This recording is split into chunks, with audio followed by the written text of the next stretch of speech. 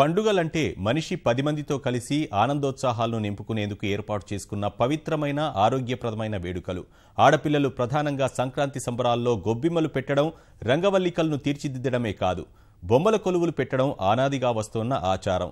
సంక్రాంతి, దసరా రోజుల్లో ఈ బొమ్మల కొలువులు తెలుగునాట చాలా ప్రాంతాల్లో కొలువుదీరుతున్నాయి.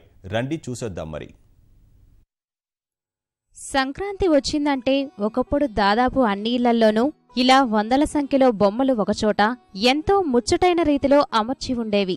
ఇంటి అమ్మాయితో మొదట దేవతామూర్తిని పెట్టించి తర్వాత కొన్ని కొత్త బొమ్మలను తల్లి కూడా పట్టుకొని కొలువులో పెట్టిస్తుండడం, ఏటా కొత్త బొమ్మలు తప్పనిసరిగా కొనుగోలు చేయడం ఆచారం. దేవుళ్ల బొమ్మలతో పాటు కొలువులో తప్పక పెట్టే బొమ్మలు కొన్ని ఉంటాయి. కొండపల్లి, నక్కపల్లి బొమ్మలతో పాటు దేశ విదేశాల బొమ్మలను సేకరించి ఇక్కడ ఉంచుతారు.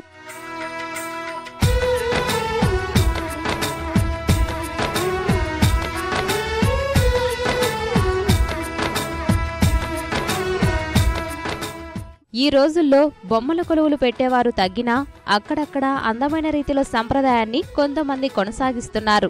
ముఖ్యంగా గుంటూరులోని బ్రాడిపేట, బృందావన్ గార్డెన్స్, విద్యానగర్ తదితర ప్రాంతాల్లో ఈ బొమ్మల కొలువులు పెట్టారు. తెనాలిలో ఏకంగా 100 ఏళ్లకు పైగా 5 తరాలకు చెందిన వారు తమ వంశీయుల ఆస్తులతో పాటు అందించిన వారసత్వంగా ఈ బొమ్మల కొలువును ఏర్పాటు చేస్తూ వాటి గొప్పతనాన్ని, సంప్రదాయాన్ని తెలియజేస్తున్నారు. పేరంటానికి బంధుమిత్రులను పిలిచి పిల్లలతో పాటు పద్యాలు పాడించి భజనలు చేయిస్తున్నారు. విదేశాల్లో ఉంటున్న వారు సైతం తమ ఇళ్లల్లోని బొమ్మల కొలువును ఆధునిక సాంకేతిక పరిజ్ఞానంతో ప్రత్యక్షంగా చూసి మురిసిపోతున్నారు. దీనివల్ల కల్చర్ ప్రాముఖ్యత ఎట్లా ఉండాలి, మన వాళ్ళందరినీ కలుసుకొని అవన్నీ కూడా తెలుస్తున్నాయి. ప్రతి ఏటా కొత్త కొత్త థీమ్స్ తీసుకొని కొత్తగా వేయాలని మా ఆశ. బొమ్మలు, దేవుడివి, పార్కు, ఇవన్నీ పల్లెటూరు వాతావరణం అవన్నీ ప్రతిబింబించేలాగా పెడుతుంటాము. ఇప్పుడు కొంతమంది మాత్రమే పెడుతున్నారు. బొమ్మలు చాలా బాగున్నాయి. ఎప్పుడు ఇన్ని బొమ్మలు నేను చూడలేదు, ఇక్కడ చూస్తున్నాను. అమెరికాలో ఫిలడెల్ఫియా నగరంకి దగ్గరలో కింగ్ ఆఫ్ పర్షియా అనే సిటీలో ఉంటున్నానండి. కొలువు 3 రోజులు ప్రత్యేకంగా పెట్టడం, ఇంటి చుట్టుపక్కల ఉన్న పిల్లల్ని పిలవటం, చెప్పటానికి అలివి కానంతగా ఆనందంగా ఉంది. 1908 వాళ్ళు ప్రారంభించింది.